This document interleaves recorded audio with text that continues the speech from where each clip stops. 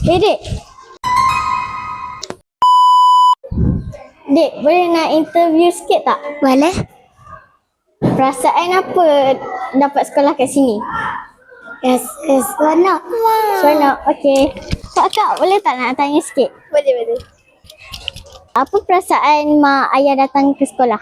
Perasaan saya rasa macam makin meriah lah sebab ibu bapa semua datang lah untuk ambil anak-anak. Boleh tak nak interview sikit? Boleh? Apa perasaan dapat sekolah kat sini? Rasa elok lah. Bagus sekolah cantik. Lepas tu, Tu juga. best tak? Rasa. Okey, terima kasih. Assalamualaikum, nak interview boleh? Salam. Ya boleh. Apa perasaan Iyat kalau mak waris datang kat sekolah? Saya berasa mungkin dalam seronok lah. Buat boleh. Okey, terima kasih. Assalamualaikum, nak interview boleh? Waalaikumsalam boleh.